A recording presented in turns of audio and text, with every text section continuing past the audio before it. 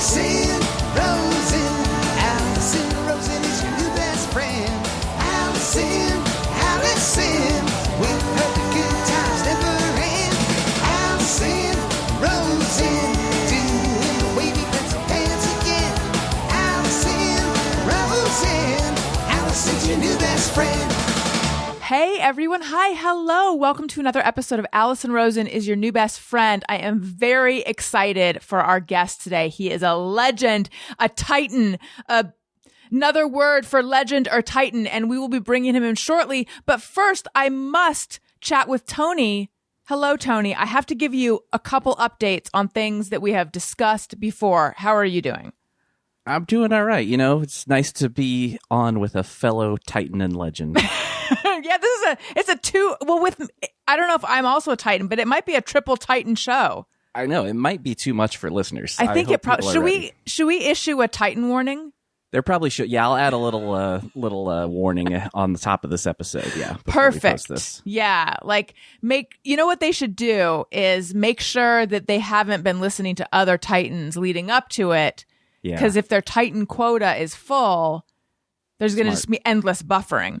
Absolutely. So, Tony, remember that recently we had Mary Lynn Rice Cub on the show, and she was delightful. And I feel like she and I are going to become real life friends. And you also were like, she was so nice. Yeah. So I walked away feeling that. And then I was like, wait a minute. She's a professional actor. That's what they do. I actually had a similar thought. They professionalize their charm, especially ones like her who appear in everything. Like, she's super talented, but you have to figure also when she goes in the room, everyone's like, oh my God, she's amazing. I want to work with her. Like, that's her stock in trade, is making people feel like they want to be her friend. So I was like, I'm just going to hold my horses. I'm not going to get hoodwinked and suckered into thinking we had a real connection when she's someone who could probably make everyone feel that way, right? Mm-hmm. Guess who I got a text from the other day? Oh, did you just come back from a sleepover at her place? Yeah, we have not had our sleepover yet, but she texted me to see if I wanted to go on a walk or to get coffee sometime. Ooh, look at you. Yes. And I wrote back pretty much immediately, which I hope is not too uncool. And I said, oh my God, yes, I would love to. And then she wrote back, and then I wrote back. There were emojis. I mean, a plan is in the works. I feel like maybe I shouldn't even talk about it until we've actually hung out, because she might get wind of it and be like, oh, that's not what I signed up for. But you know what? You're friends with me. You're friends with my podcast listeners. That's how it works. So all of us are going to become real life friends with Mary Lynn Rice Cub. I could not be more excited, Tony. Do you know how long it's been since I've made a real life friend? I mean, no, I can't say I know. I mean, it feels like years probably. But as a fellow adult, I understand. Yeah. Yeah, I mean, especially in these times, like, we've all been home for, it's already hard to make new friends, and now we've all been sitting alone, well, you know, or with your families in your case, but like, that's it. So I think the attempting to make new friends is going to be even harder than ever. I mean, her approach, she made it look effortless. You meet someone you like, and then you invite them to coffee or to go on a walk. I never do that because I don't know, because I get all up in my head about it. Okay, so that's that. Very excited about my potential new friend. And then the next thing I have to share with you is it is a little bit sad. It's sad. It's not the right word. Look, I'm disappointed in the direction this has gone, Tony. But you know how I pride myself on not having hired an exterminator, despite the fact that maybe I should have for the situation in the studio? Yes, this sounds extremely familiar. I consider myself like a journeyman exterminator, which is disgusting, and I don't consider myself that. But I just feel like I can handle these problems myself. Unless it involves furry rodent friends, in which case I can't. I recently, I folded and I called an exterminator. Not for the Go ahead. Oh, no, I was just going to say, what's the problem now? Millipedes in the bathroom. Ooh. Yeah. And I know that I've shared the various creepy crawlies that are in our bathroom, and and or the studio. And I imagine people now think that I live in just like, you know, in Peanuts, all the like wavy lines around Pigpen. Mm-hmm. This is an old reference, but I feel like people think I probably live in squalor. And I don't. It is very non-squalorous. It is a new house. It's a the nice walls house. are painted white. It's contemporary. There's piles of millipedes everywhere. Aside from the millipedes, it is spick and span, and the piles of shit because I'm a messy person. But I mean, I'm not a dirty person. I don't know what is happening. Of all the things to find in the bathroom, millipedes are actually not as gross as some things. They look like little caterpillars. They've got little antenna. Arguably, they're very slow, but I also don't want them in there. Yeah. So we have a listener, Demian, who is an exterminator, and I've been talking with him about it. He's at the level of my Patreon where he can text me and I text him back. And I'm sure when he signed up for this, he didn't think, oh, good, now I can answer her exterminating questions, but so be it. But anyway, he recommended buying something on Amazon and sprinkling it in the crawl space. And Daniel and I both felt that was a bridge too far for us personally. So I called an exterminator and I told her that I needed, someone to come out because we have millipedes in the bathroom. And what I wanted her to say was, oh, yeah, that's very common in Burbank right now. Do you know what she actually said? I don't know. I'll just let you say it because I don't want to blow you. No, now I want to hear what you think she might have said. I was going to just say she said that she's never heard of this happening. Yeah, she went, oh, wow, that's a new one. So I will keep everyone posted. Anyway. I mean, these things happen sometimes, It's unpredictable. It actually feels predictable at this point. I don't understand what's happening. There must be something. I don't know if the bathroom is on wet ground or I don't know what, but first slugs, now millipedes. I think we should move. Okay, enough of all this. Very excited to welcome my guest. As I said, a radio legend. He's been admitted to the Radio Hall of Fame. He co-hosted Kevin and Bean on KROQ for 30 years. And now he hosts A Cup of Tea and a Chat with Allie Mac Kay, which is 3 times a week. It's really good. We're going to get into that. It's available on Patreon. And then also there's like a best of episode that goes up, goes wide for wide release. It is Gene Bean Baxter. Welcome to the show. Am I allowed to applaud myself? Yes, you are.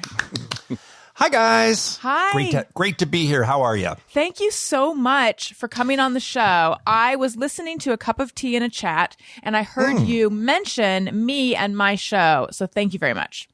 Well, thank you. This is the thing about the podcasters who interview podcasters about podcasts. We all end up eating our own tails. It's kind of crazy. May I jump in? I was bursting at the seams to join the conversation you were having with Tony. Hi, Tony, by the way. Hello. 2 things I wanted to say, Allison, Please. about your introductory remarks. Number 1, I'm so impressed with the Mary Lynn Rice Cup news because it's the dream right? of everyone who does what you and I do. In our minds, when we have an interview that goes well, we are convinced that we're real friends. Yes. And we put it out of our minds that it's a completely transactional arrangement. We're doing it because it's our job. Mm-hmm. They're doing it because generally they have something to promote or they're trying to raise their profile or whatever the reason is, okay? Nobody's there to make friends. There's nobody who ever agrees to do an interview because they think they're going to make friends, right? So the fact that worked out so well for you, and I don't have, because she's a lovely lady, I don't have any doubt that you guys are going to go on that walk and you are going to have that coffee and you are going to be friends. I'm just so impressed because I can't tell you how many times I've wanted to do that. Allie was really good at that. Mm-hmm. I don't know why. Maybe she's disarming. She's friendlier than I am, but there were multiple people that she met through working on the Kevin and Bean show, and they ended up becoming real life friends that are still friends to this day. But I would have somebody in that I felt like I really vibed with, like Jonah Ray is a perfect example of a guy who's just like everything about Jonah Ray I love, right? Mm-hmm. And I'm into so many of the same sort. And I thought, man, Jonah Ray and I should be friends. But in a million years, I would never say, hey, here, take my phone number. hey, here's my email, get in touch. I wouldn't even know how to begin to, and really what you guys said is, I mean, it's just adults trying to make friends. It's hard anyway. It's already awkward where none of us are good at it. Right. But in that situation, you also get a little bit of a feeling like, is this inappropriate that I'm even crossing a line? Right. Like, is there a boundary there that I should respect? The funny thing is, so Tony is real life friends with Jonah Ray. Tony, don't you think that Jonah would jump at the chance to be real life friends with, should I call you Bean or Gene? Bean it's a childhood nickname that I've never been able to shed. So that's what most people call me, and I'm fine with it. Okay. Tony, don't you think Jonah would jump at the chance to be friends with Bean? Yeah, absolutely. And Jonah's like the sweetest, nicest dude the coolest ever. Yeah.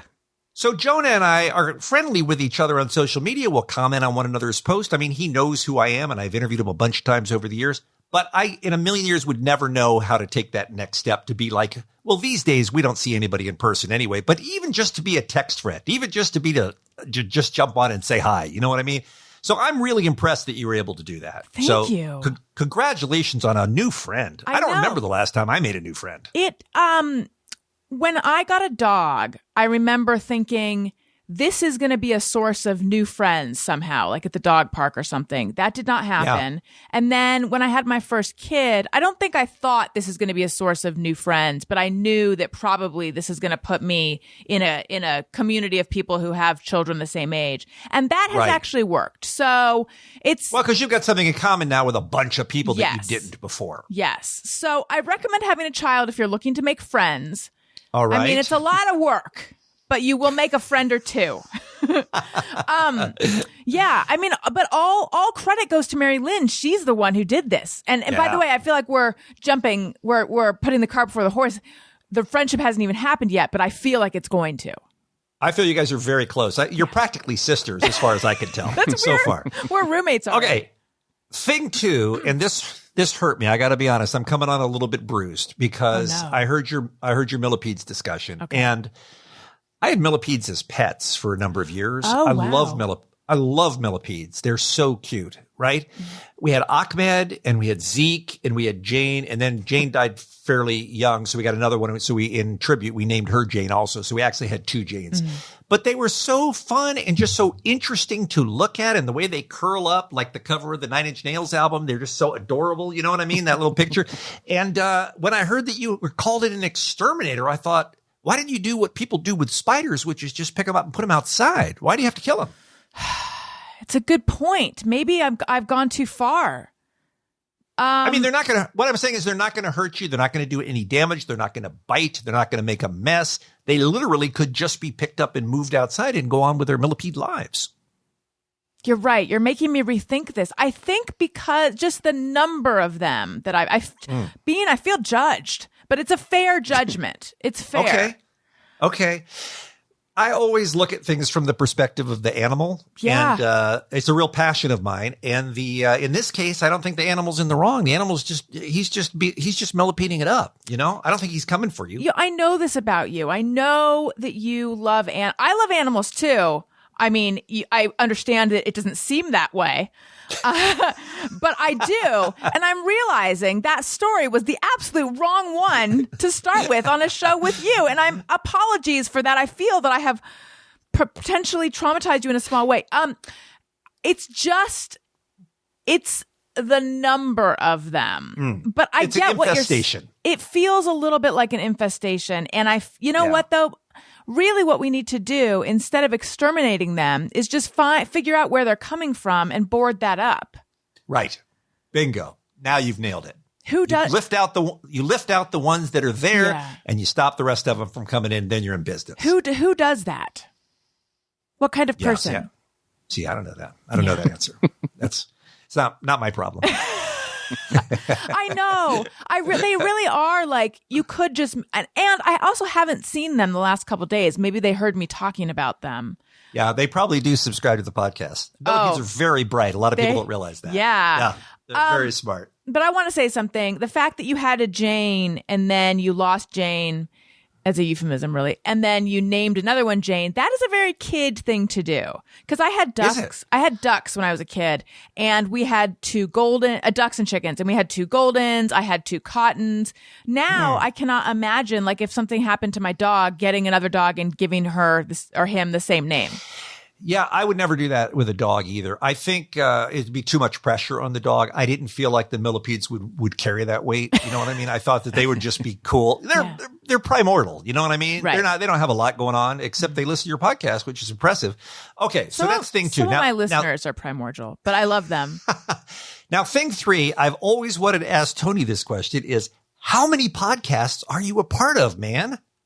I ask him that too, but like in a really aggressive way is how I ask it. Because I'll be listening, and obviously I listen to Jimmy Pardo, who's my closest friend in show business, and that is one that made the leap, by the way. Jimmy and I are actual friends. But I listen to him, and I hear about Tony, and then I listen to something else and I hear about Tony. And then I started listening to Bizarre Albums, which is Tony's podcast, which I adore, by the way, which I love that show. Thank and you I just keep seeing you in all these credits and everything, and I'm just trying to figure out how you do it. And do you ever leave your apartment? Are you allowed to go outside, or is there, as soon as this podcast ends, do you have to start working on another one immediately? No, today, this is it for today. But yeah, I have a few that I work behind the scenes on, but like some of the ones you meant, like, Never Not Funny. I'm not a part of that show. They're friends. You produce or edit, or you do something, right? Don't you? No, not for them. No. Oh, I thought you did. Okay. They just mentioned you a lot. Then. Yeah, they're friends, and they have me on the show from time to time. And then when they do like the podcastathon every year, I play drums in the house band there and do drum rolls for them. I feel like the secret of success is to have Tony Faxon on your podcast. Like, I feel like we should have hired you when Allie and I started our podcast. We'd be in business right now. So, we'll talk. You have my email now. Yes, I do. All right, we're friends. Fantastic. Yeah, there we go. All right, so that's old business, Alison. Thank you for letting me get all of that off my chest. So what are we talking about tonight? Well, we're talking about you. Well, first of all, we must address the tonight of it all, because here it is 1:24 p.m., but it's 9:24 p.m. where you are, because now you're in London, right? That's right. And you 8 hours. Were born in England and lived there till high school. Is that right? No, on and off. My dad was in the Navy. He married what his family considered a war bride. The last thing they wanted him to do was leave the country and then marry a stranger from another land. But he fell in love with this nice young British woman, and they had a family, and that was my brother and me. And then we lived all over the world. We lived in Spain, and we lived in the Philippines, and we lived in Hawaii. And in between, there were times where we also lived back in the UK. And then as an adult, I came here all the time, once or twice a year for 20 years. I came here before my wife and I finally decided to move here. So this is coming home for me. Mm-hmm. It's something that I always had in the back of my mind that I'd like to do one day down the road. And then I just got to the point where I was looking at 60 coming up, and I thought, no one knows how much time they have left. If I'm ever going to go and explore Europe, why don't I do it while I'm young enough and healthy enough to do it? Mm-hmm. So we decided to make the move. So we came in December of 2019. The worst possible time to move anywhere, because 2 months later, there's a pandemic and you can't leave your house. So essentially, we've been living in a country that we haven't been able to leave our neighborhood from ever since. So it's very exciting this time right now, because it's just now starting to open up.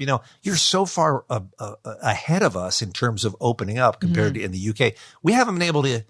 We still can't eat indoors at a restaurant. It's been since Christmas we haven't been able to do it. So this has been a very long, very severe lockdown, but we are coming out of it, and we're so excited that we're going to be able to start exploring soon.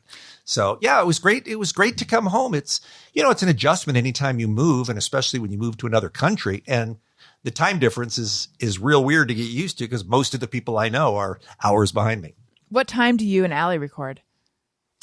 7:30 a.m. for her, which was her choice, and 3:30 p.m. for me. So it works out pretty well. As a non-morning person, I feel that you have really made out like a bandit in that arrangement. I have. I don't have any problems with getting up early. My regular body clock getting up time is around 6:30 in the morning anyway. Mm-hmm. So it would have been fine with me. I was just really surprised that Allie didn't say, 10 a.m. would be a little bit more reasonable. Right. But she's had so many years of getting up early. Kevin and Bean for 5 years or something, and then many more years than that. I think around 14 or 15 on the news, getting up early. So I think that must be her body clock. She's just used to it. So it works out. And it must be nice for her to kind of be done with the biggest part of her day so early too. Yeah. So you lived in LA for a chunk of time, right? And then you moved up to Seattle where you would do the show from Seattle. Yes, I lived in Los Angeles for 9.5 years. And then in 1999, June of 1999, I moved up to Seattle. You know, it's I haven't talked about it in a long time, but the short version of that story is, and I mean, no disrespect for the people who live and love Southern California, it just wasn't my vibe. Yeah. It never felt like home to me. It might have been partly because I moved there from San Francisco. I lived in San Francisco for 2 years before I moved to LA. And I think that was part of it.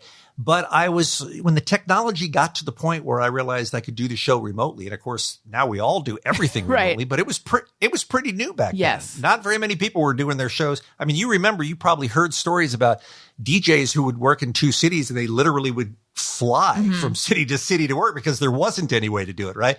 So we chose Seattle for a lot of reasons that I ended up being up there for 16 years doing the show from my house in Seattle.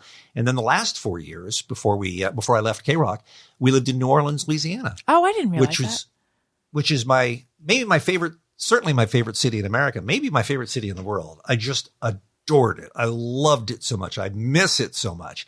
So I had, of the 30 years I was on the Kevin and Bean show, over 20 of them were remote. And there would be months at a time, many months at a time where I wouldn't see anybody in person. I'd have no reason to go to LA. I would go for special events. But in general, I was able to live where I wanted to live. So I was very blessed, very, very lucky. And it was great that it was able to work out for us. So what did not agree with you about Southern California? And I say this as someone who, we bought a house, our insect-filled home. And I have kids and I have roots and we're going to stay here, I guess. But I, too, would love to go somewhere colder. And it's not my favorite place either. Right. My reason may not resonate with a lot of people, and it may even be unfair. I wasn't crazy about show business. I don't think that's unfair.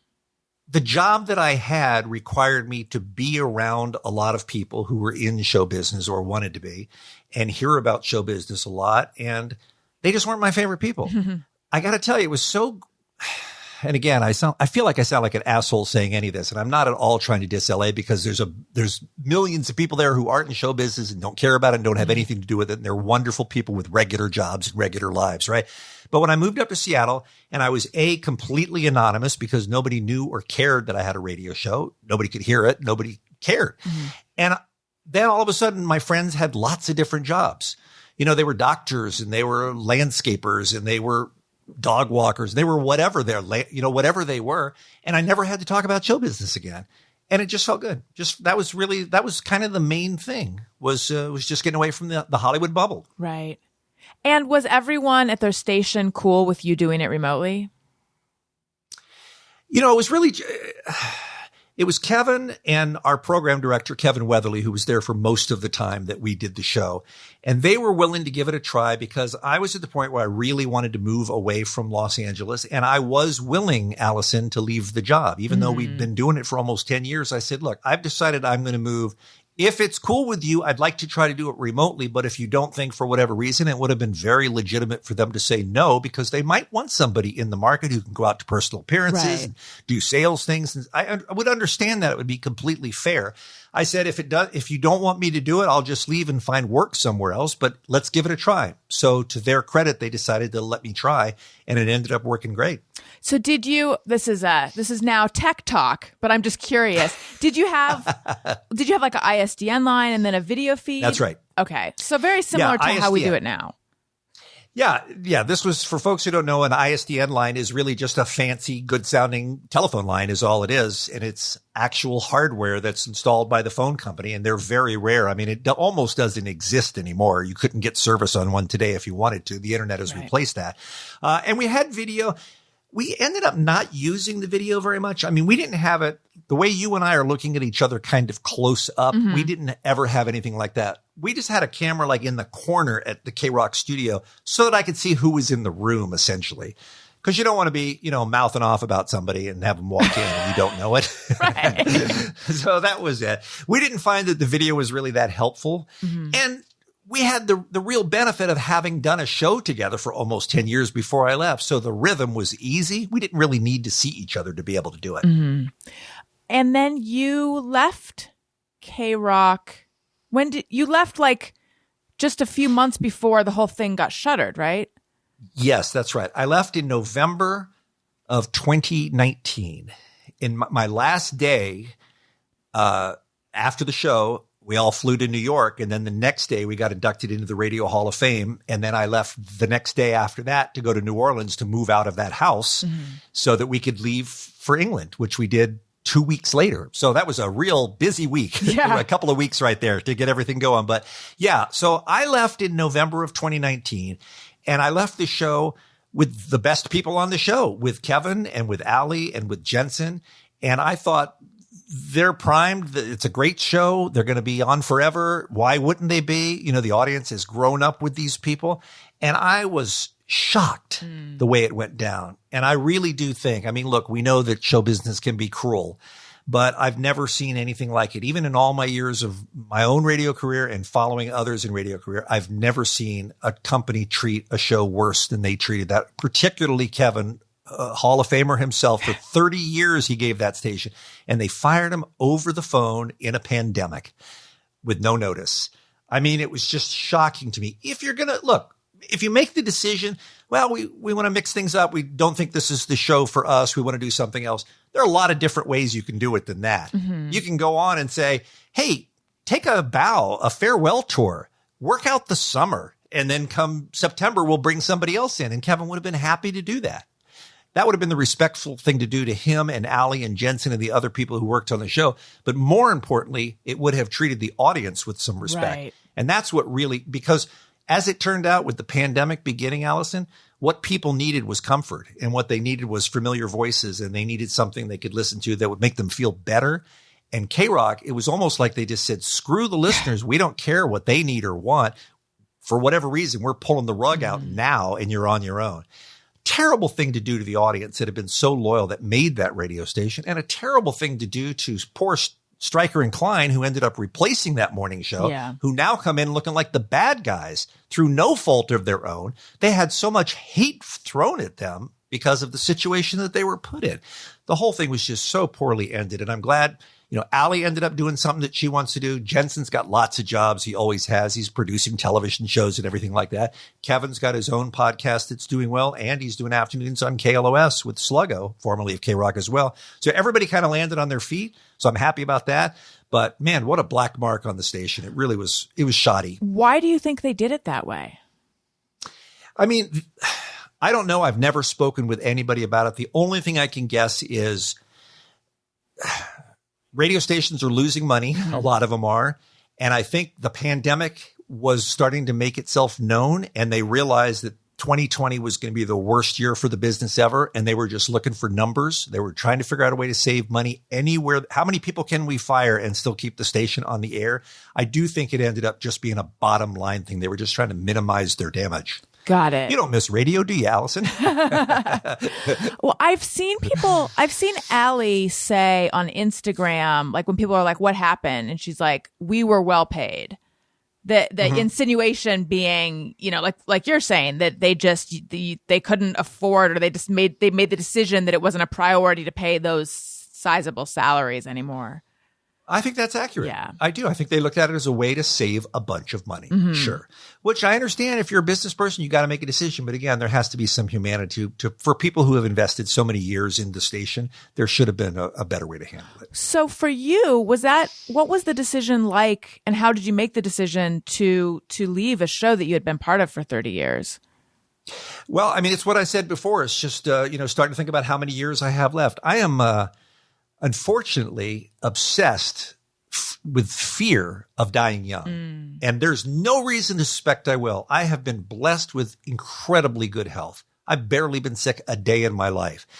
But I read the obituaries and I see guys dropping dead at 63, 68, 72. And I'm like, oh my God, let's say I'm 72. That means I've got 12 years left, or 11 years, I guess it is now. Do I want to spend 11 years continuing to do this show and not go to Brussels and not go to Budapest and not go to Lisbon and all these places that I'm dying to go to? So that was really what it is. 30 years seemed like a good round number. And I also saw that I was going to be 60. And I thought, now's the time to do it while we can. So that's why I decided it wasn't a super easy decision. But once I made it, Alison, I never regretted it. I never looked back. And I do think it was the right move. How long, from the time that you made the decision to the time that you left, how long was that? It was over a year. Oh, wow. So everybody had time. Yeah. Because I didn't want to leave them in a lurch either. Right. I said, look, I've decided I'm going to leave at the end of next year is what I said. I didn't have an exact date. It ended up being in November. But I said, I'm going to leave at the end of next year. So I'm just letting everybody know so we can all, you can plan accordingly. So that was it. So I want to dig into this fear you have of dying young, because I think that a lot of my listeners will relate to that. But first, some will say that I'm way too old to worry about dying young because I already can't. Yeah. I remember when the window closed for me on like being a whippersnapper or like a young wonderkind,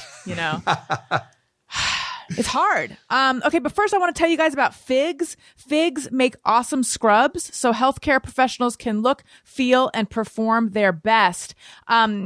I visited my sister when she was in labor, and there were some nurses in the room, and their scrubs were super stylish, and they fit really well. And I thought to myself, I bet those are Figs. But I did not express that thought because they seemed busy doing important medical things. But I still wonder if anyone listening helped my sister deliver her baby. I want to know, were you wearing Fig scrubs?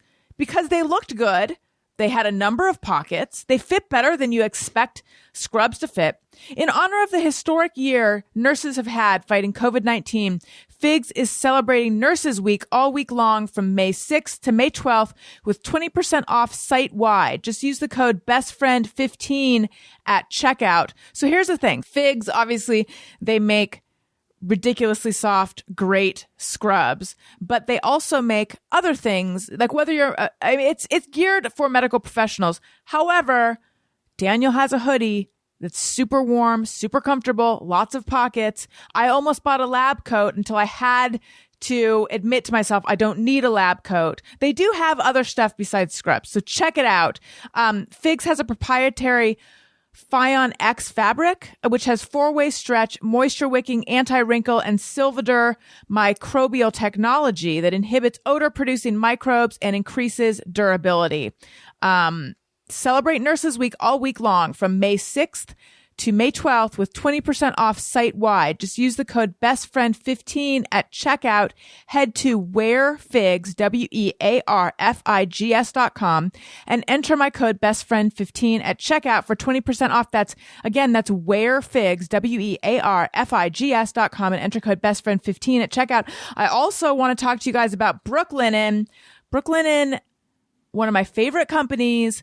I sleep exclusively in Brooklinen sheets, and now I have a Brooklinen comforter, a Brooklinen duvet cover. I was a little late to switch to the duvet cover because I liked my old duvet cover, but now that I have my Brooklinen duvet cover on the bed, so I've got blue and white striped sheets, and then I've got a blue and white, it's a white background with blue polka dots on it. I'm mixing and matching, you guys. Now that I have that one on, it's so much better than my previous comforter cover. And if my previous comforter cover is listening, good. You weren't that great. I thought you were, you weren't. And also I have Brooklinen towels. Tony also has Brooklinen towels. We have different plushnesses of our towels. Tony has the thinner ones that dry faster. I have the thicker ones that make me feel like I'm living in a spa. Brooklinen has so much comfortable stuff. You need it. It is like, look, the stuff is luxurious, but it's at a lower price point than luxurious makes it sound. No, it's just luxurious. I have nothing negative to say. If you don't have your entire life outfitted in Brooklinen, do it. So give yourself the comfort refresh you deserve and get it for less at Brooklinen. Go to brooklinen.com and use promo code BFF to get $20 off with a minimum purchase of $100. That's Brooklinen, BROOKLINEN.com, and enter promo code BFF for $20 off with a minimum purchase of $100. That's brooklinen.com, promo code BFF. Okay, we're back. So Bean, you said that this fear of dying, where do you think that comes from? Don't know. My whole life, I've been committed, and I believe the power of positive thinking has helped me be as healthy as I am. I've been committed to living to be 100, Allison. It's kind of like my thing is I'm the guy who's going to live to be 100. And I used to say on the radio show all the time, I used to say, I'm going to be the coolest 100-year-old. And they're like, you're not the coolest 40-year-old. What makes you think you're going to be the coolest 100-year-old? Like, you're well past that, right? Yeah, but at that point, sorry to cut you off, but I just had to point out, because I'm on your side. At that point, the competition is much slimmer. Thank you. Yeah. Right. Yeah, because most 100-year-olds, I feel like, are not cool. You know, they've lost a step. Yes. Maybe. I just love the olds. I love the olds, and I'm so excited about being an old. I really am excited about it. I have so much respect for the elderly, and I want to be one. I want to be the elderly. But then I start thinking, who doesn't? Right? Yeah. You know, these people that seem fine, and then 2 weeks later they're dead. And they didn't know it was coming. Mm-hmm. You know, I'll give you a perfect example. And this one hit me hard. Les McEwen, the lead singer of the Bay City Rollers, died a couple of weeks ago. He was 65 years old. You know what he was doing the day before he died, Allison? Telling someone he wanted to live to be 100?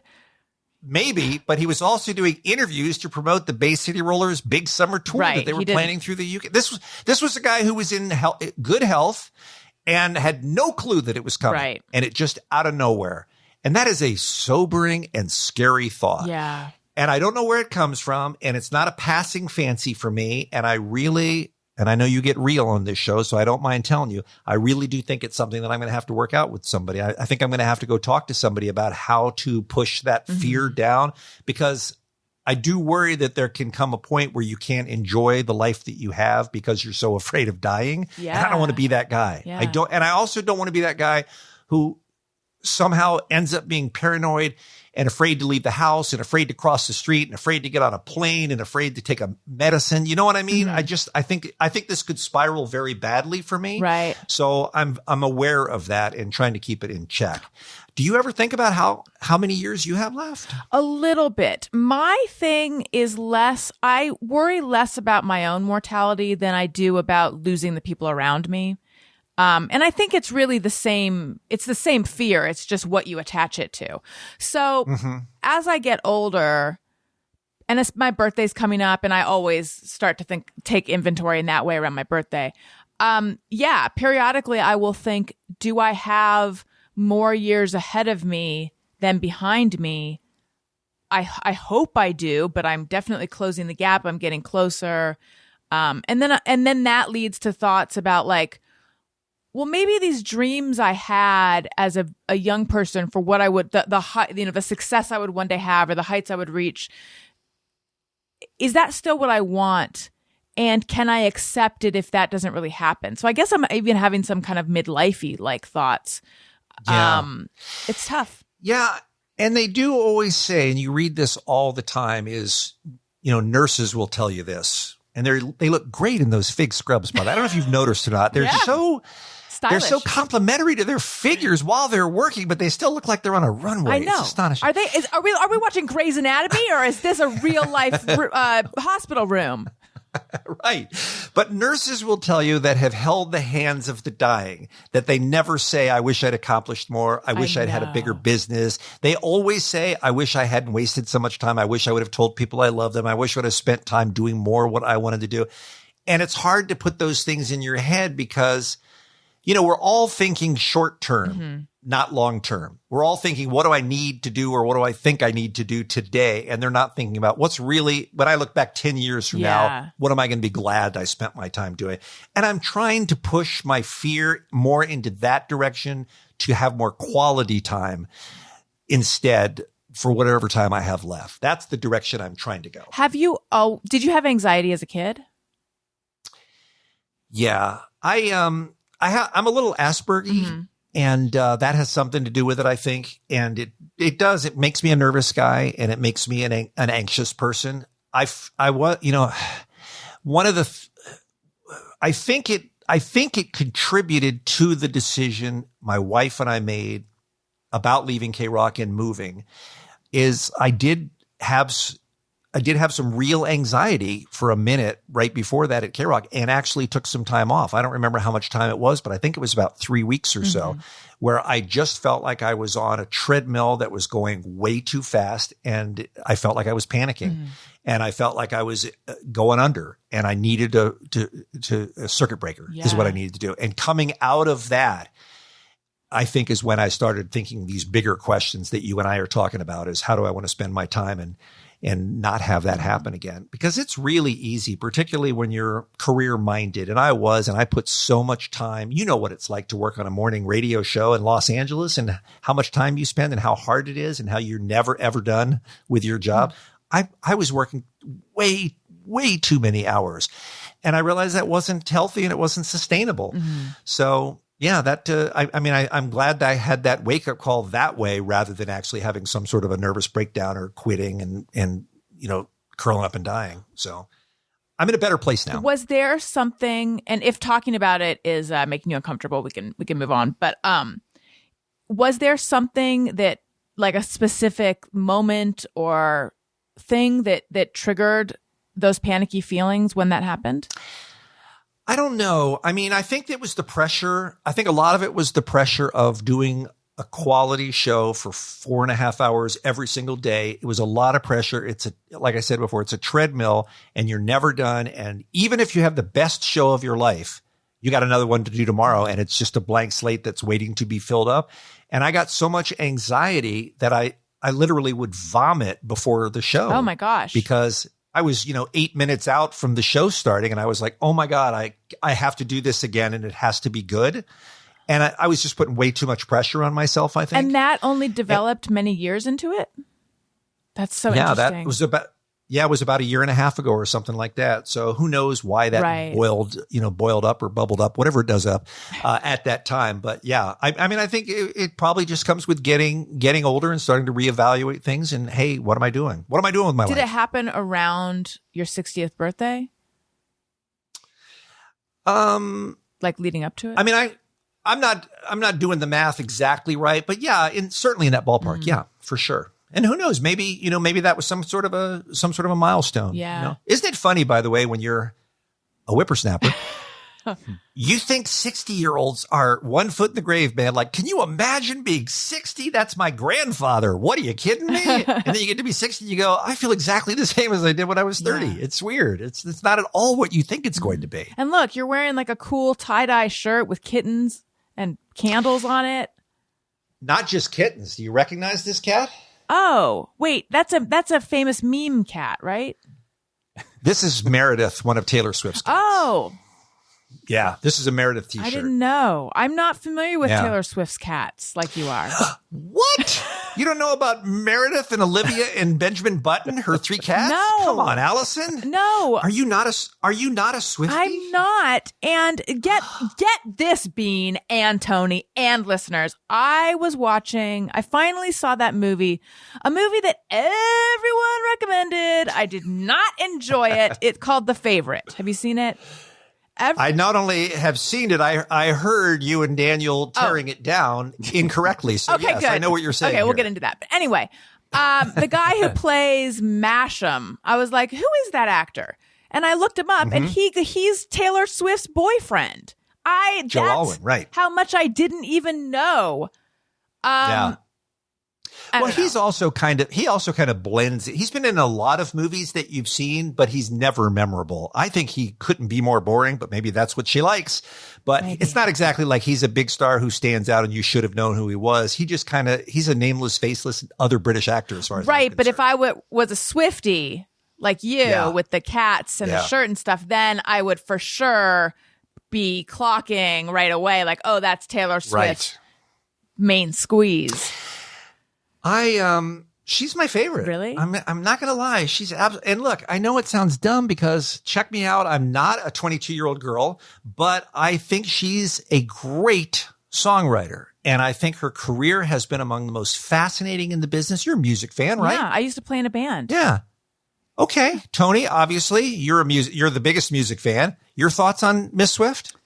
To be honest, I've never, dove into too far. I feel like I mostly know. You just thought it wasn't for you, probably. Yeah, I feel like it's not for me. Although I will admit, and I know it's the one everybody loves, but I do think "Shake It Off" is a fun, great song. But I mean, when Folklore came out and got the 5-star reviews across the world and ended up winning the album of the year at the Grammys, I would think as a music fan, you'd go, album of the year at the Grammys, Folklore, what's this all about? This can't just be teeny bopper pop. There has to be more going on. And in fact, she's a really, really good, deep, introspective Joni Mitchell-like songwriter. And I'm not saying she's as good as Joni Mitchell, but she's certainly more in that vein than I think most people realize. Yeah. I'm admittedly very bad at keeping up with newer music.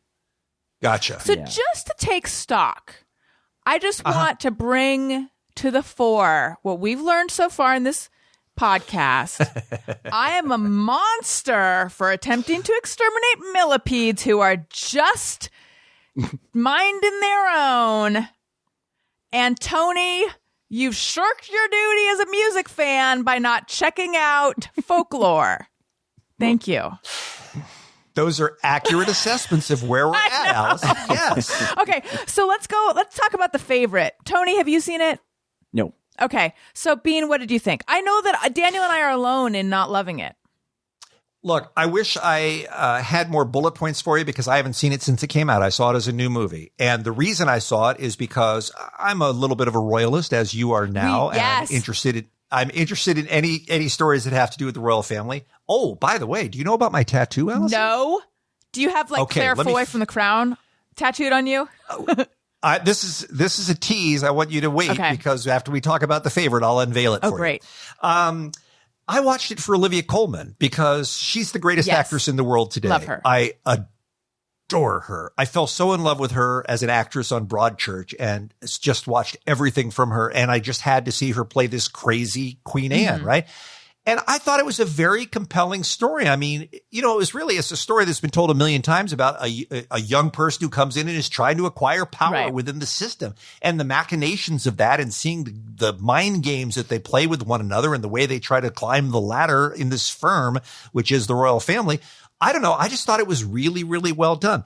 I was surprised how much you guys not only didn't like it, but hated it. I don't know why. I mean, maybe it's because we watched it back to back with The Crown. And I think we watch because we are now into The Crown, and strangely, or maybe not strangely, we're becoming royalists too. I mean, as I mentioned on the episode that you heard, we watched some documentaries about the, Margaret and Elizabeth. We watched some Diana stuff. And this started by watching the Harry and Meghan Oprah interview. And so then anyway, we've gone on a journey.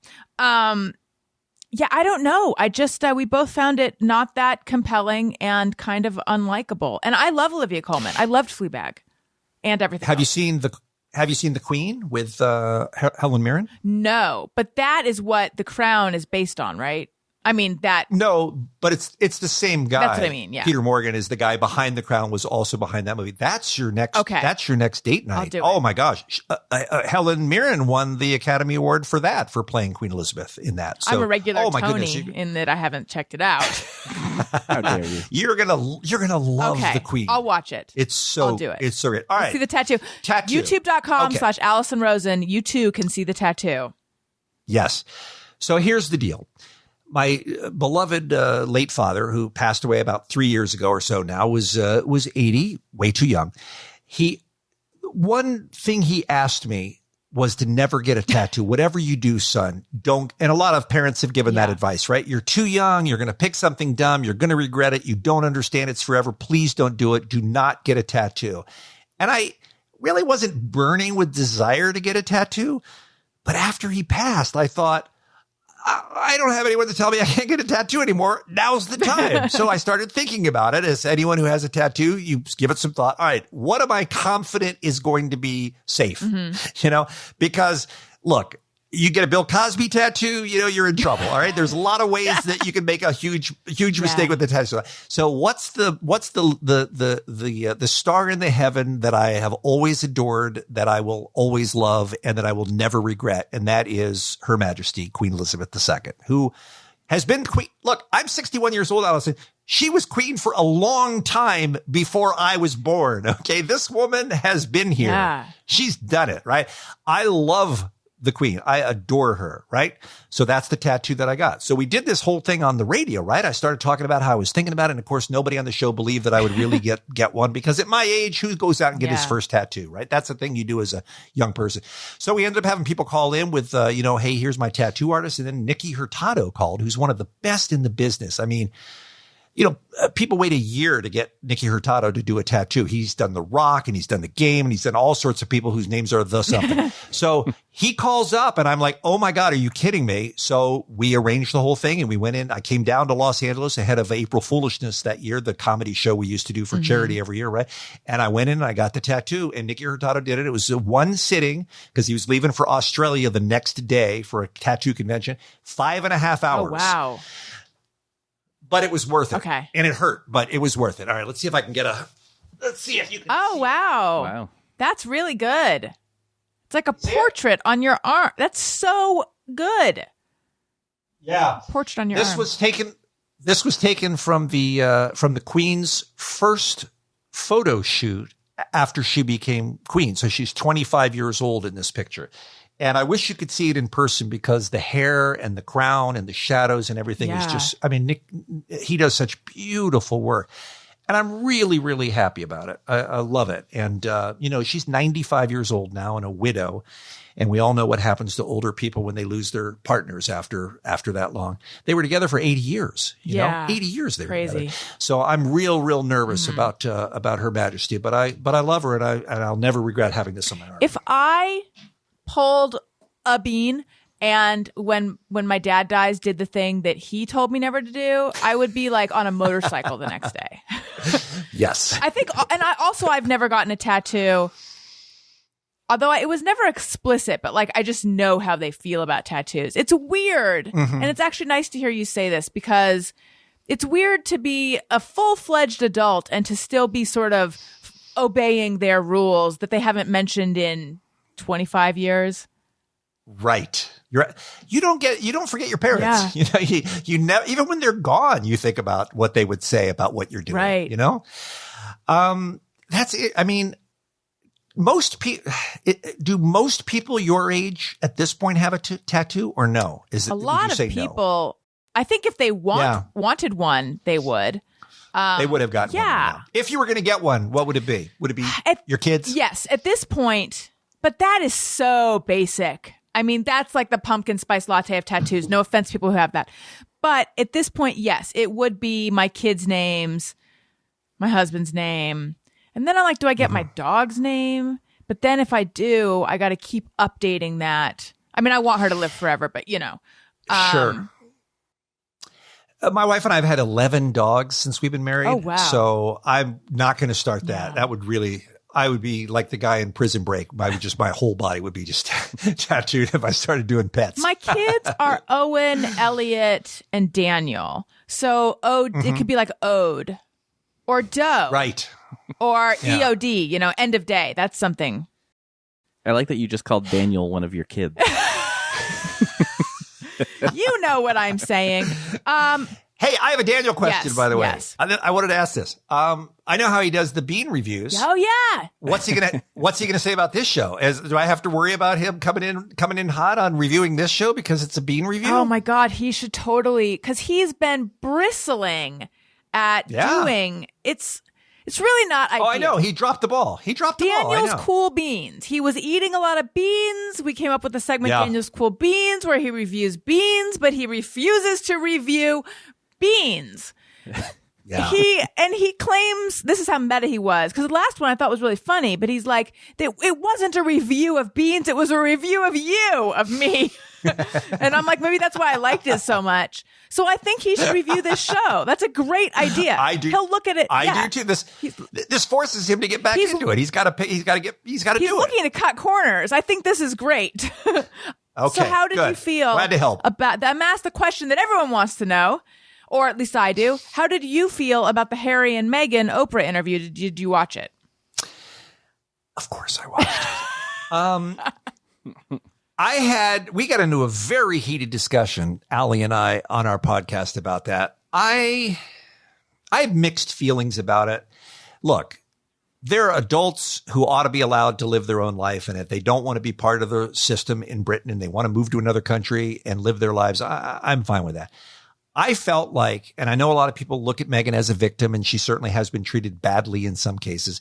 I felt like it was not necessary, and a lot of people disagree with this, including Allie. It was not necessary for her to reflect so poorly on the crown. Mm-hmm. I think your job in that family is to support the Queen, and it hurt my heart, the things that she said that were, I think, had to have been so hurtful to Harry's grandmother, especially, and I know this wasn't their fault, this is just the way the timing worked out, especially with his grandfather in the hospital in a very, very, very serious shape. I have positives and negatives to say about both sides. I do think she was treated poorly. I do think she was not received well. I do think she got the short shrift from a lot of people, including a lot of people here in England. I do think that. But I also think she did not show well by the way she handled it. All right. Do you happen to have a Just Me or Everyone? Yes, I do have a Just Me or Everyone. I don't know how exciting it is, but I did think of one when I saw your note. Wonderful. Yes. Let's do that, Tony. Sometimes I ponder on something I have thought or done.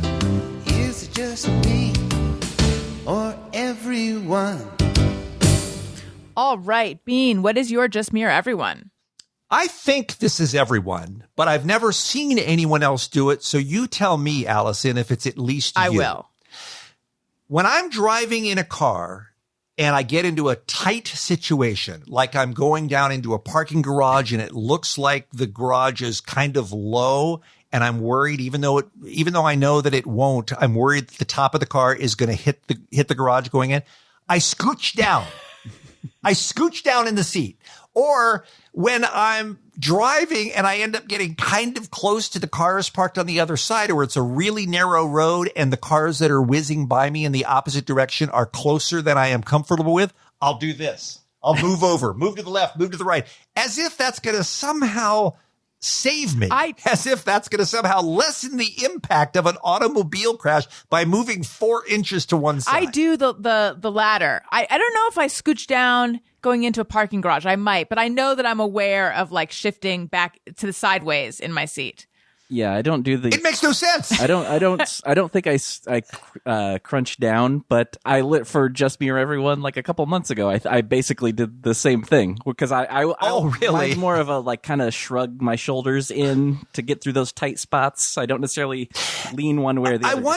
I wonder if my paying extra close attention to height is because I am so tall and I'm so conscious of hitting doorways when I go in. I'm 6'6". Wow. Oh wow! So I often will hit a doorway when I'm going in my own kitchen here. I've practically knocked myself out a couple of times running into it. So I think I'm just really aware of getting hit in the head. Yeah. And I think that might have something to do with it. But I think the roof of the car would probably protect me more than me scrunching down in my seat. Excellent Just Me or Everyone. Listeners, if you would like to submit your Just Me or Everyones, we often take them from listeners. However, we are short on time right now. But don't allow me saying we're short on time to make you think that I'm saying don't talk a lot, because I want a lot from you. I don't want you to feel pressed for time. I'm just saying I'm trying to push us through stuff. Look, I've been on dates before. I know when a woman says, "Oh man, I got a lot going on right now. I'm so busy." I'm trying I know that's a way to try to wrap up early. No, I'm not, because I've also got all these wonderful questions from people we want to get to. So anyway, tweet your Just Me or Everyone to @ariynbf on Twitter. Use the hashtag JMOE for Just Me or Everyone. We usually take them from listeners. Okay, I believe you also have a "Hey, go fuck yourself." Yes. Let's hear yes. that. Okay. This is a step beyond you and your terrible treatment of the wonderful millipede. Oh, no. Okay. This is in the news today as we record this. Yellowstone National Park, Allison and Tony, now has too many buffalo. They need to cull the herd. I hate so it's a terrible word. So, and I understand that there are reasons in nature to have fewer animals in a certain spot. I understand that there are reasons to do that. But what they've decided to do is give the American public the opportunity to shoot and kill a buffalo. Ew. At Yellowstone National Park. So they put that up on the website, and 45,000 people applied. Oh my God. To kill a buffalo. Now, a buffalo is a beautiful, beautiful, majestic animal. There has to be another way. If you've got buffaloes, why don't you take some of them out of Yellowstone National Park and put them in a zoo or put them on a reserve? There's a lot of ways to start sterilizing buffaloes so you don't have so many baby bison, right? The fact that 45,000 people could look at an animal like that and raise a gun to their eye and shoot it dead and be happy about it, that's my go fuck yourself. Yellowstone National Park. Hey, go fuck yourself. That is one of the best "Hey, go fuck yourselves" we've ever had. Well, I Yeah, felt that's very disturbing. It made me sick. It really did that somebody would do that. I understand animal management, but I don't understand somebody who would take joy in putting an animal down like that. Right. I have often had a little bit of judgment. So there are people who are like, you know, if you can't kill the animal yourself, you shouldn't eat meat. If you're going to eat meat, you should be able to kill the animal yourself. And I understand that argument. I understand that if you are uncomfortable with an animal dying, but you're eating something you bought in the grocery store, there's cognitive dissonance and you've become separated from the process. At the same time, I feel like oftentimes the people who say that, they are enjoying killing the animal. I agree. And that's the part I don't get. Look, Yeah. I haven't eaten cows, pigs, sheep, goats. I haven't eaten any of that for over 30 years. All I ask is I don't begrudge other people who do. I understand it's a personal choice. And if you want to eat that, go ahead. I just want the animals to be killed humanely. I want them raised humanely and I want them killed humanely. That's all I am asking. And these factory farms, and I'm not going to go down this road and get all dark on you, but these factory farms, these horrendous conditions they have right up until the last second when they're cruelly killed is just, as far as I'm concerned, it's just a crime. It should be. It should be a crime. So yeah, just treat them humanely. That's all. If you're going to raise them for food, give them a good life while they're here and then kill them in a non-painful way. That's all I'm asking. Certainly. And these people who go out and hunt and miss or hunt and wound, especially with like a bow and arrow or something like that.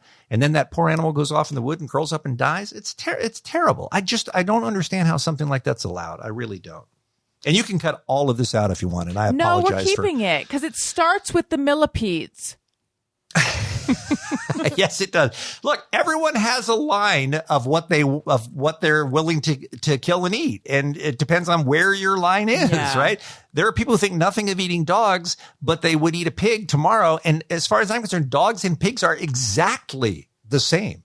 They're both sweet and lovable and affectionate and intelligent and friendly. It's just random that we choose. Right. Okay, dogs no, we can't eat a dog, but a pig, absolutely we can. There's no difference, Allison. I think pigs are supposed to even be smarter than dogs. Well, they are. Yeah, they are. I mean, I just don't know what the criteria are for people to decide which animals they eat. It's very arbitrary. When I think about it, it causes me. And whenever I mention this, I always say to people, please don't send me any videos that are going to be disturbing because I can't handle it. But I can't either. It involves a level of cognitive dissonance for me because when I think about it, I can't stand it. Right. No, I understand. That's fair. I mean, it's good that that's in the back of your head because at some point down the road that will affect the decision that you make. Right. Right. So thank you for that. Thank you. Okay. So let's take some questions that listeners sent in on Patreon. I'm on Patreon, patreon.com/Alison Rosen. Weekly bonus episodes, Zoom parties. I've introduced a new perk where you can, if you're at the $10 and up level, you can text me and I'll text you back. It's been super fun. I won't just ask you questions if you're an exterminator. That's my promise to you. And you get the Thursday show videos. I mean, just all sorts of fun stuff. Okay. And you can submit questions and you can submit carbs for the Thursday show.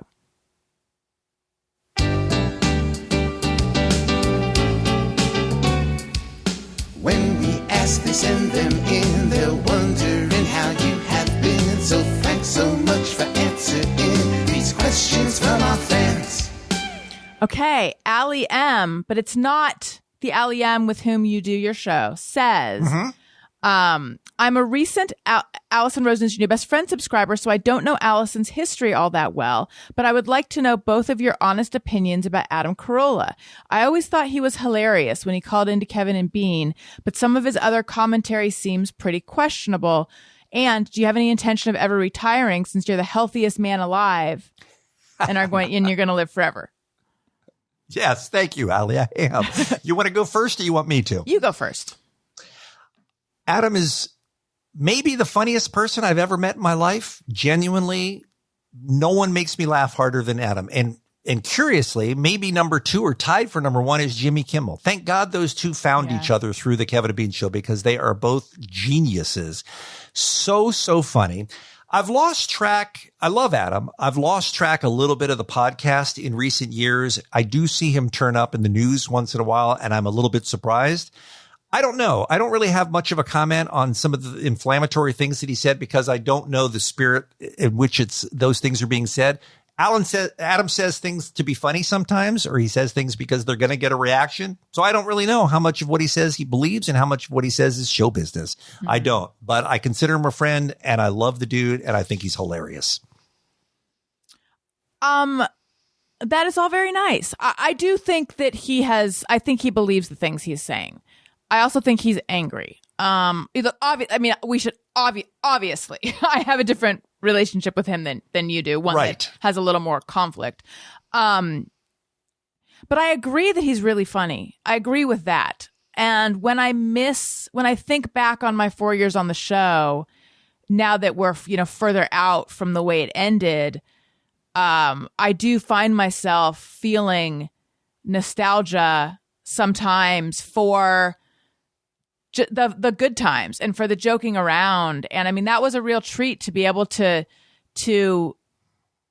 the funny times on that show were so funny and so fun and kept me on my toes and stuff. And then there was a fair amount of negative stuff for me personally too. Mm-hmm. So yeah, that's what I have to say about that.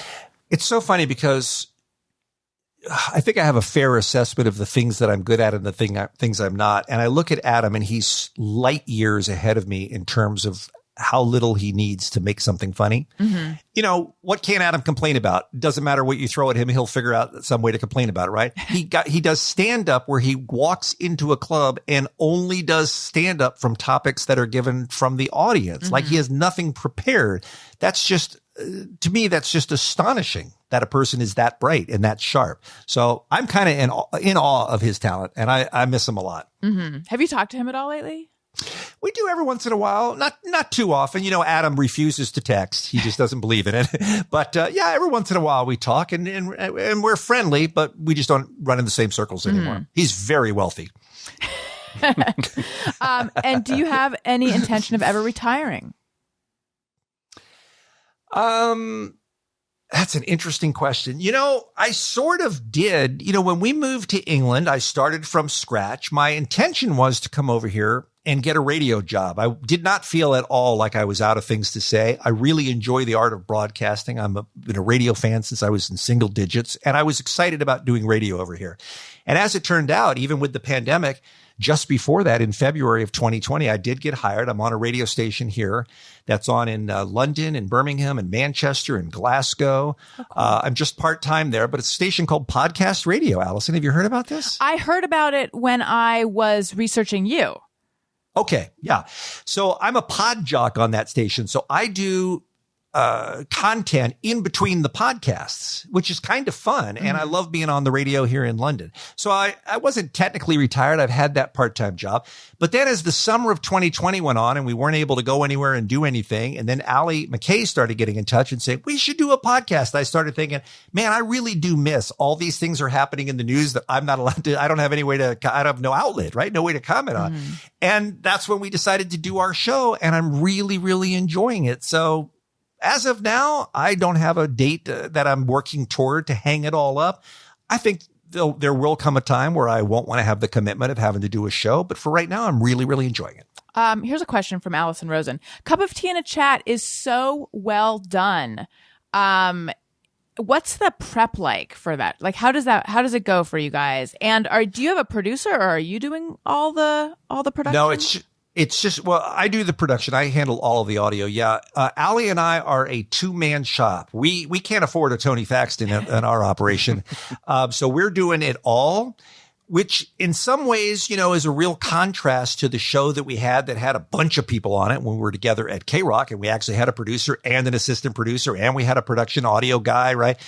So we're doing all of those things ourselves, but it also is very gratifying that we have created this business. We've started this business from scratch, and it's really successful. Mm-hmm. So, it's hard work, but it's satisfying work. I like that. To answer the other part of your question, it takes about as much, maybe a little bit more preparation than it did when I used to be doing the Kevin and Bean show, because you're never done looking for content, right? We're always looking for stories. I'm always pulling audio for stories. We're always, Allie's doing all the Patreon stuff and running that page. And, that can take a lot of time, and handling all the merch and handling all the subscriber increase. So she's doing a whole bunch of stuff that I'm not. And then I'm over here doing a lot of the production and content stuff as well. So we're both working really, really hard. It's funny because, a lot of times people will say 3 days a week isn't enough. You got to do 5. I'm like, we're lucky to get 3 done. Allison, I don't know how you've done almost 1,000 episodes of this podcast. Well, it's been, but I mean, it's been over. Thank you. It's been over a number of years, though. Because as someone who knows, I was listening and I'm like, holy cow, they do 3 of these a week. Do you guys? I'm asking for behind the scenes info, but do you plan out? Do you talk to each other about what stories you're going to do ahead of time? Yeah, we have a rough outline. We're on WhatsApp all the time, and Allie will say, I want to talk about A, B, and C. And, so I'll know that she's got those, and we don't plan it out in terms of what order we're going to do it or anything like that.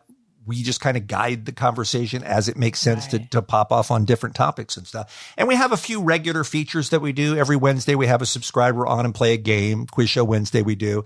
Every Friday, we both pick a song to add to our Spotify playlist, some new music that we think people might like for the weekend. On Monday, we do a great news feature, which is something that Allie kind of started back in the Kevin and Bean days. We're just kind of a happy, feel-good story. So we do have a couple of benchmarks along the way that we do. And we play calls as you do, we play calls at the end of every episode too. And that's a great joy to hear from the subscribers. So we kind of have a framework of how it goes, but you never know what's in the news. Like we spent a bunch of time on this most recent episode trying to decide what to do with my hair. Sometimes it'll be that, but we'll also have a very serious conversation about the Promising Young Woman movie, and about the topics that brings up. So it kind of runs the gamut of serious topics to lightweight topics, but that's what makes it fun. It makes it stimulating and different every time you do a show. Yeah, it's really, really well done. And all the audio, are you playing all of that live, or do you put in some of that after?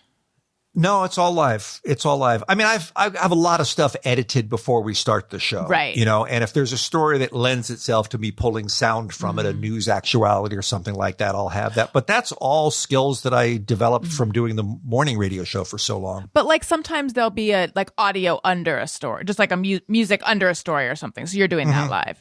Doing it all live. Yeah, everything's live. We try not to edit. The goal is at the end of the show to not have to go back and edit.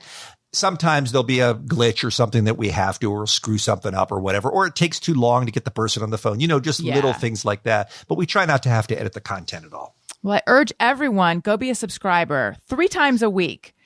It makes me look lazy. Ray Morgan says, where's your English accent? We used to joke in that last year and a half when I was getting ready to leave and come to England, we always used to joke that I was going to end up with an English accent just by attrition from being here. But of course that didn't happen. But the joke used to be that I always used to pretend that I was going to get this. And the only impression I could do kind of sounds like a dumb impression of the Beatles. That was my English accent. So people always thought it was so funny that that's how I was going to talk. But of course I come over here and I just sound like a big dumb American. So, unfortunately I haven't picked up an English accent. But there are a lot of things that you find yourself saying differently just because you hear them that way. Like, I don't think in Fahrenheit anymore. I only think in Celsius. Like when it's 12 degrees out, I know what that means. I don't need to translate it anymore. It's just stuff you get used to. Right. But there are so many words that crack me up that I now find myself saying, like schedule, which is just, I have to say schedule now because that's how everybody says it, right? But Allison, saxophonist is a word here. Really? They don't have saxophonist. It's saxophonist. Oh, I like that better. I hadn't Isn't heard it crazy? that one. Right. Saxophonist. Yeah. That's so good. And it's and everybody always jokes about aluminium. I mean, there just are a lot of words that are very advertisement, right? So I do find myself saying some of those sometimes, which is funny, but I don't think the English accent is coming back. To my detriment, trying to get a job in British radio as well, because I don't think they're enamored of the American accent. I don't think anybody's crazy to have a Yankee sounding guy on their show, even if I am a British citizen. Do you try to British it up on that Podjock show? No. I do. I will swap out a word if I know that there's a British word that will be more easily understood. Absolutely. Yeah. Did your mom have an accent, or does your mom have an accent? Oh, she was British. So, yeah, she's gone, but she was British. Yeah. It's interesting that. So I grew up with it. And you never had one as a child, because one of my very few friends that I've made as an adult, we have sons the same age, and she is British. And her son has a little bit of an accent just from, learning to speak from her. Right. Yeah. Yeah. I'm sure if you're growing up learning the language, I'm sure some of that would rub off for sure. But I think I'm too far gone. I think I'm pretty much stuck with sounding like this. Okay. Sarah Ellis, longtime Kevin and Bean listener. I'd love to hear about his best and worst experiences with bands and musicians and his favorite Kevin and Bean memory. Well, that's a big topic, isn't it? Yeah, I know. It's like an essay question. Wait for Kevin Ryder's book. I'm sure all of that is going to be in the book when it comes out later this year. There are too many to give you a definitive answer. I will say I'm so grateful that I had the opportunity to be at KROQ as long as I did and be, for folks who don't know, who listen to your show around the world, KROQ used to be anyway, the premier rock station in America, really. It's an alternative rock station, but we were there to see so many things. I mean, just being in a room while Metallica is blasting your face off from 6 feet away, just occasions like that, or doing a live breakfast show interview performance with U2, those sorts of things where you're up close to these legends. And also, some of the nicest people in the world that you meet, Shirley Manson from Garbage and people like that come in, and it's just, you can't believe you get to meet them because they're so awesome and they're so cool, and then somebody like Billie Eilish comes in, you're like, oh my God, she's going to be so famous that she's never going to even remember this interview, but how fun is this that I'm here with this 17-year-old girl who's a genius, So they're just all, as a huge music fan, it's a dream to have the opportunity to interview. And we interviewed everybody. You think about all the guests we had on the show, Alison, plus all of the weenie roasts, plus all of the acoustic Christmases, interviewing people like Jack White, who I just adore. I mean, there are just so many of them. It was a dream gig for a music fan. I mean, I was a huge KROQ fan long before I ever worked there. I used to vacation in Los Angeles in the 80s. And one of the reasons I did it was to record KROQ because there was no internet. There was no way to hear a station in another city. So I literally would fly into LA and set up a janky ass tape recorder, hit record for 90 minutes while I went out and ran around in town, and then come back and flip the, put a new tape in and stuff just so I could get all this KROQ because there was no station like it. And if you'd have told me a few years later that Kevin and I would be lucky enough to work there, I never would have believed it. But I mean, it was a dream job. I'm very blessed to have had the opportunity. How did, this might be too big a topic. I might have to wait for Kevin's book for this too, but how did you get into radio?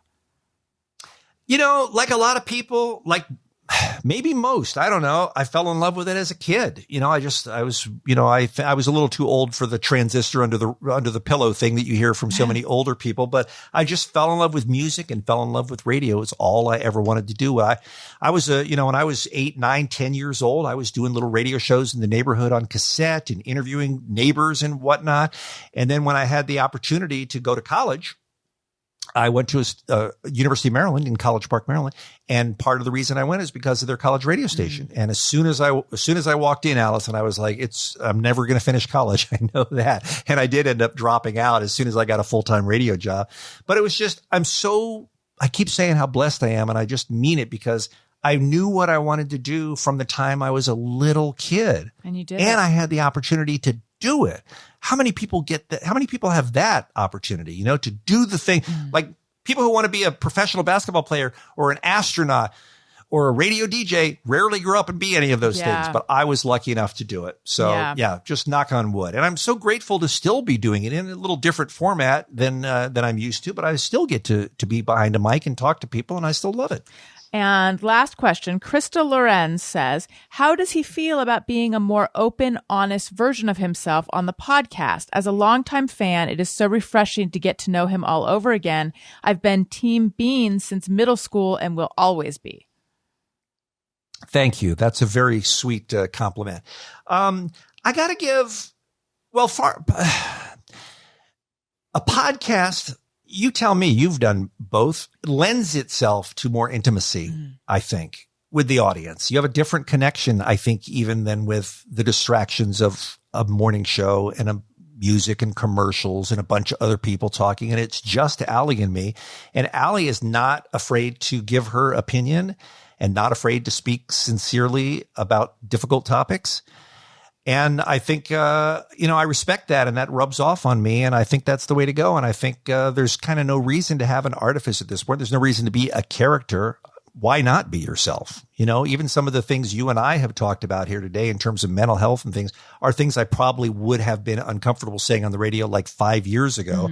But I think the older you get, whether you have a radio show or not, I think the more you try to be true to yourself. Yeah. And I think that's probably where it comes from. I think that's great. And I think that's what podcast listeners want.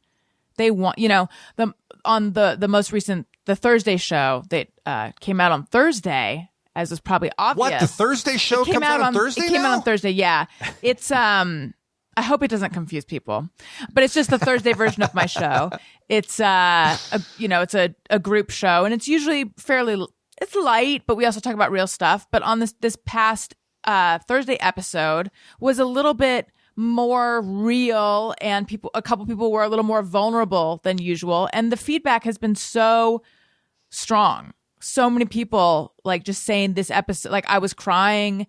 I got tears in my eyes. This episode meant so much to me. This was my favorite episode. This is the best episode. People want something real because they're feeling it. I agree. And I will tell you, great credit to our subscribers who we call the teabaggers. They also are willing to share vulnerable things with us. I mean, they call and talk about how our show has helped them through a tough time when somebody was dying or they had a serious problem or whatever.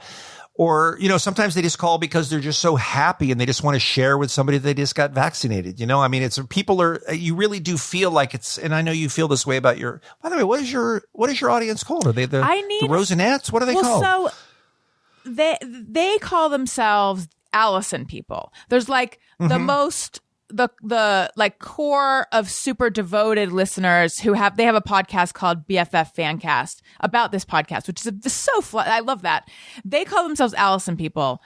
And I think your people have to be called best friends. Oh, that's really good. That's really good. Don't they? They do. Hey, they're your best friends. Listeners, do you guys want to be called best friends? What did you say, Tony? Oh, I just said, yeah, it seems like the logical choice. Right. Do you guys want to be called the best friends? Yes. As if I'm waiting for a response. I know. So our best friends, our teabaggers, aren't afraid to call and be real either. And we play those calls and we talk about those topics. And it really does feel like a real community. I mean, that's one of the things. And they're so supportive, the comments on the Patreon page. It just makes me so proud to see, somebody will write in about a tough time that they're going through or whatever. I'll give you a perfect example. We just had somebody call the other day about the promising young woman discussion that we had. And, he was like, look, I have 4 daughters and we're going through this issue of consent right now. And, he went into a little bit of detail, but not much, but you could tell he was hurting. He was hurting because people aren't teaching their sons in particular about consent and aren't teaching girls in some cases to stand up for those rights. And the response, I mean, I hope he's happy he called because he got overwhelming response from the other listeners who were like, I'm right there with you. And I wish there was something I could do. And I know, just doing everything they could to make him feel better. And you really feel like it's a big family. And I know that sounds corny and cliche, but it really feels like it. And I also think there's something about it being a Patreon podcast where these are not people who are accidentally coming across you on the radio dial, who are sometimes listeners or they listen once in a while. These are people who have gone out of their way, made a conscious effort to put down their $3 or $5 or $10, whatever it is a month, because they are invested in you and your story and they want to be there. And I think they listen a lot more closely, and they listen to every single episode, and everybody's on the same page. And it really is. I've never been a part of something like this before. With all the years I had in radio, this is somehow even more special. Yeah, it is really special. That's one of the things I discovered because I hesitated for a while to do Patreon. And then once I started doing it, I was like, I didn't realize how much I was going to love this. Right. It is really special.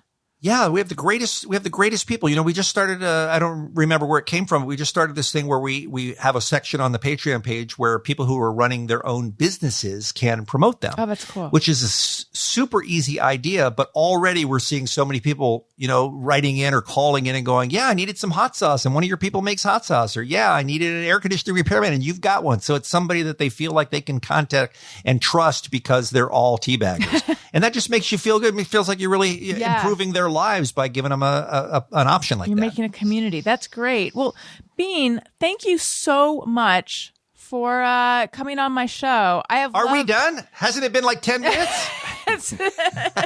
I've loved talking to you. I feel like you'll just have to come back. That's all there is to it. Well, I'd be happy to do that. I was trying to remember, have you and I never spoken a word to one another? I think we have, because I think that either once or twice, you were a guest on the Adam Carolla show when I was there. Mm-hmm. That was the only thing I could think is that maybe we crossed paths there a little bit. Yeah. I feel like maybe once at the John Lovitz Theater and once at that Italian restaurant that Amalfi.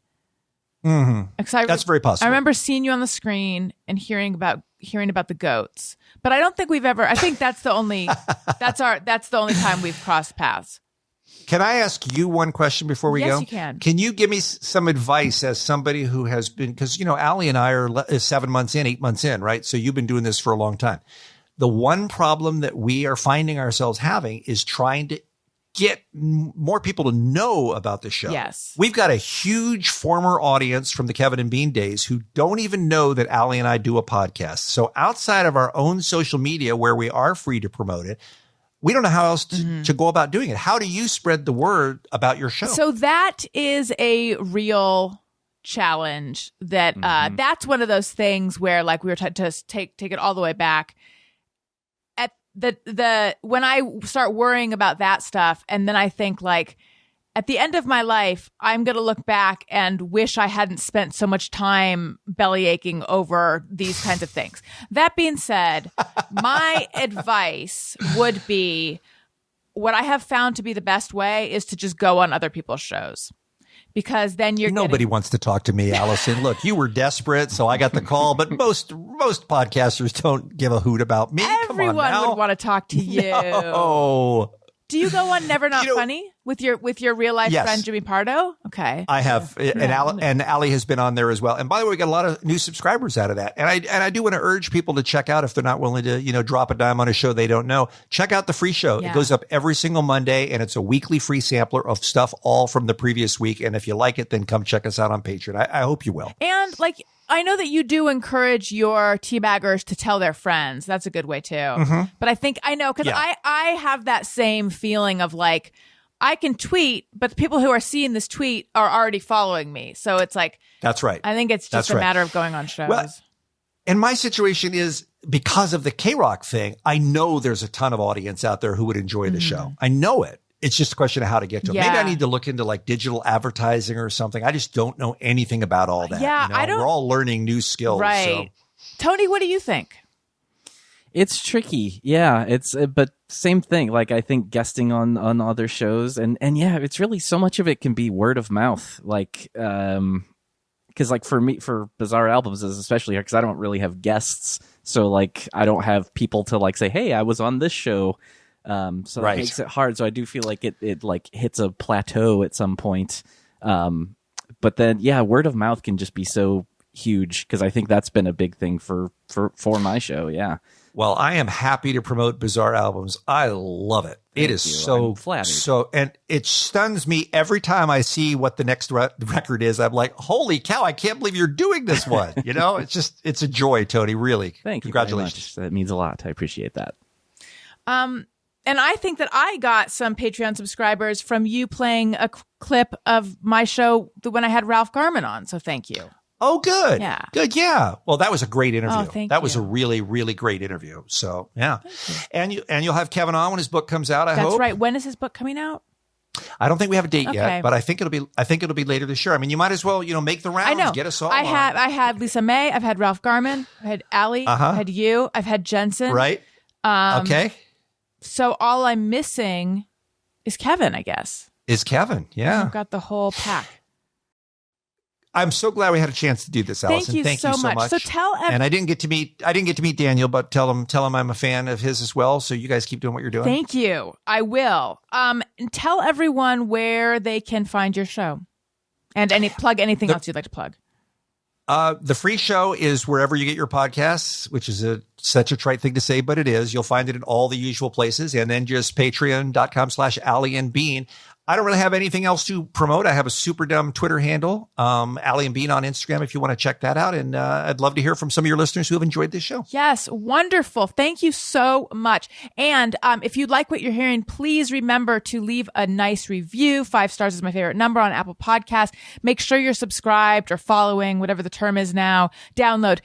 You heard us talking about this. So please tell your friends. Follow me on Twitter and Instagram at Alison Rosen. I'm on Cameo. I'm on Patreon. Oh, I forgot to mention, I offer an annual Patreon subscription. And you get 2 months free if you sign up for that. So if you like a deal, 12 months for the price of 10 if you sign up annually. And Tony, what am I forgetting? I feel like that seems to be about everything. Yeah. I don't think you mentioned Childish. Listen to Childish, my other podcast with Greg Fitzsimmons. There you go. All right, Tony, what about you? I am on Twitter and Instagram at Tony Thaxton. And my podcast, Bizarre Albums, every Tuesday, and there's also a Patreon for that. I don't always mention that, patreon.com/Bizarre Albums, and that focuses on singles every week instead of albums. So check that stuff out, please. Wonderful. Thank you again, Bean. This was so great. Listeners, thank you for listening. I love you. You matter. Goodbye. Hey, do you know about the Alison Rosen Show? We had a good time, but now we gotta go. Yeah, Alison Rosen.